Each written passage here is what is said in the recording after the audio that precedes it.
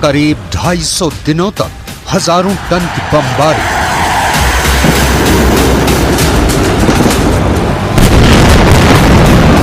जलता हुआ गाजा। तार-तार हो चुकी इमारतों के साथ खंडर में तब्दील हो चुका गाजा।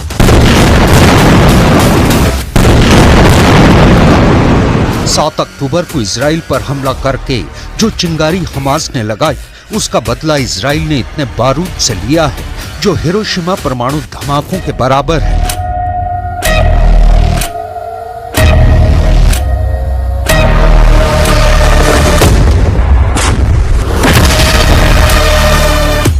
गाजा में कुछ नहीं बचा है। 36,000 से ज्यादा लोगों की मौत हो गई, लेकिन नेतन्याहू रुके नहीं है। फिर 26 मई की रात को ऐसा क्या हुआ जिसने नेतन्याहू को सदमा दिया है? सदमा बहुत गहरा लगा है।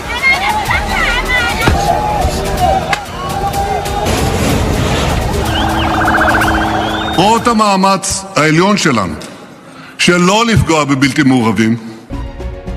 इजराइल के वॉर रूम में नेतन्याहू लगातार हमलों का वीडियो देखते रहे हैं।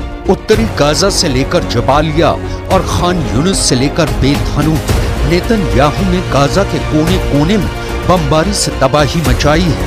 हमास को खत्म करने के लिए इजराइल के बम बिना किसी भेदभाव के बरसे हैं और गाजा पर हुए हर हमले का अपडेट नेतन्याहू को लगातार मिलता रहा है।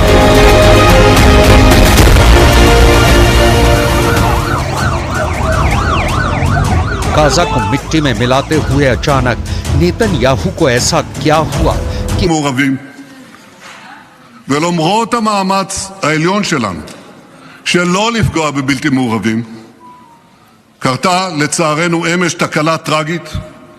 אנחנו חוקרים את המקרה, אנחנו נסיק את המסקנות.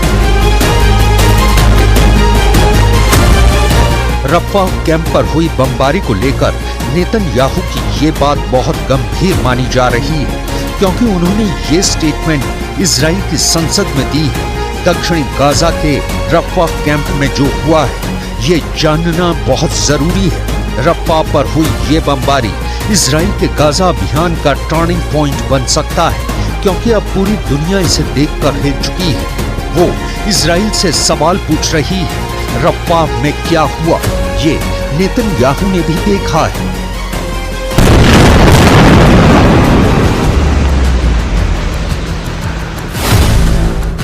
इजराइल ने गाजा पर बमबारी जारी रखते हुए रफ़ाह कैंप को टारगेट किया। यहाँ शरणार्थी कैंप पर गोले बरसाए गए।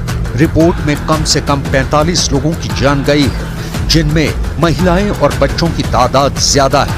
ये एक शरणार्थी कैंप था और गाजा के लोगों के लिए ये सेफ जोन बताया गया था। يعد توقيت تنفيذ هذه المجازر خلال اليومين الماضيين إعلان تحد من قبل حكومة المجرم نتنياهو الصهيونازية لقرارات محكمة العدل الدولية، والتي أمرت بوقف العملية العسكرية في مدينة رفح। नेतन्याहू कह रहे हैं उनका इरादा आम लोगों की जान लेना नहीं था, लेकिन हमले के बाद अंतर्राष्ट्रीय स्तर पर नेतन्याहू को लगातार आलोचना का सामना करना पड़ रहा है। जब वो इस बारे में इजराइल की संसद में बयान दे रहे थे, तब हमास के हाथों बंधक बनाए गए इजरायली सैनिकों के परिवार दर्शक दीर्घा में बैनर के साथ प्रदर्शन कर रहे थे। लेकिन इस वक्त रफ़ाह पर पूरी दुनिया ने नेतन्याहू और उनकी फौज को घेर लिया है। अंतर्राष्ट्रीय कोर्ट ने कहा है कि इजराइल को रफ़ाह में ऑपरेशन रोक देना चाहिए। जर्मनी ने कहा है कि अंतर्राष्ट्रीय कोर्ट के आदेश को मानना चाहिए। यूरोपीय संघ ने कहा है कि हम इस हमले की कड़ी निंदा करते हैं। There seems to be around 40 people, including small children, being burned. I condemn this in the stronger terms. It proves that there is no safe place in Gaza. संयुक्त राष्ट्र की पैलेस्टीनियन रिफ्यूजी एजेंसी यानी UNRWA ने कहा है कि Rafah में कोई जगह सुरक्षित नहीं। फ्रांस के राष्ट्रपति इमैनुअल मैक्रोन ने कहा है रफ़ाह में हुई तबाही देखकर वो बहुत गुस्सा हैं। कनाडा ने कहा है कि वो इजराइल की मिलिट्री अभियान का समर्थन नहीं करता। इजराइल के दोस्त अमेरिका ने कहा है कि रफाह पर विनाशकारी हमला हुआ है, लेकिन इजराइल के पास अपनी रक्षा का अधिकार है। नॉर्वे ने कहा है कि इजराइल रफाह में मिलिट्री ऑपरेशन फौरन रोके। सऊदी अरब ने कहा है कि इजराइल को फिलिस्तीन का अस्तित्व मानना पड़ेगा। फिलिस्तीन के अस्तित्व के बिना इजराइल नहीं रह सकता। इस्लामिक देशों के संगठन OIC यानी ऑर्गेनाइजेशन ऑफ इस्लामिक कोऑपरेशन इसे जघन्य जनसंहार वाली कार्रवाई बताया है। कुल मिलाकर रफाह कैंप पर हुई बमबारी और निर्दोष 45 लोगों की मौत ने पूरी दुनिया को हिला दिया है।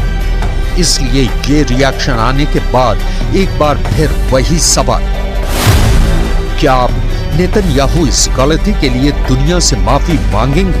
क्या आप नेतन्याहू हमास से बोलेंगे I am sorry? מטבע הדברים, במלחמה בהיקף ובעצימות שכאלה, קורים גם אירועים קשים. חלק מהאירועים, כמו האירוע אמש ברפיח, קשים מאוד. פרטי האירוע אתמול עדיין מצויים בבדיקה, ואנו מחויבים למצותה עד תום. צה"ל מצר על כל פגיעה בבלתי מעורבים במהלך המלחמה. रफाह में लाशों के टुकड़े अब भी बीने जा रहे हैं, लेकिन नेतन्याहू ने कहा है कि वो अपना मिलिट्री अभियान जारी रखेंगे। इन तस्वीरों को देखकर इजराइल फिर से अपने आलोचकों के टारगेट पर है। कई देशों में सड़कों पर लोग उतर आए हैं और इजराइल के खिलाफ प्रदर्शन कर रहे हैं।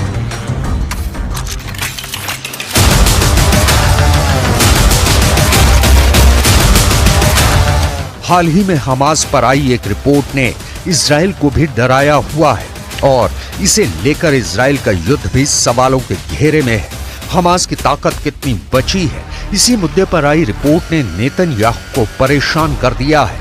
अमेरिका के पॉलिटिको अखबार ने हमास को लेकर एक रिपोर्ट छापी है। इस रिपोर्ट में अमेरिकी खुफिया एजेंसियों के हवाले से मिली जानकारी पर बताया गया है 8 महीने के युद्ध में इजराइल अब तक हमास के सिर्फ 30% लड़ाके ही मार पाया है। यानी रिपोर्ट में पहली बड़ी खबर यह है कि 70% हमास अभी भी बाकी है। 70% मतलब 2/3 हमास अब भी इजराइल से टक्कर ले रहा है। रिपोर्ट में दूसरी बड़ी खबर यह है कि इजराइल ने गाजा में हमास के सिर्फ 35% सुरंग नेटवर्क को तबाह किया है। यानी गाजा में हमास की 65% सुरंग अब भी एक्टिव है।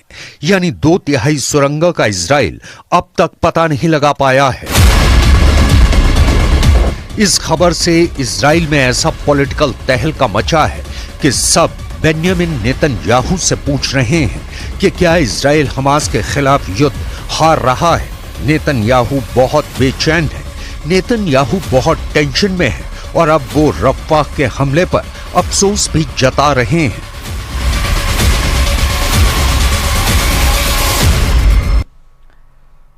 और अब देखिए पीएम मोदी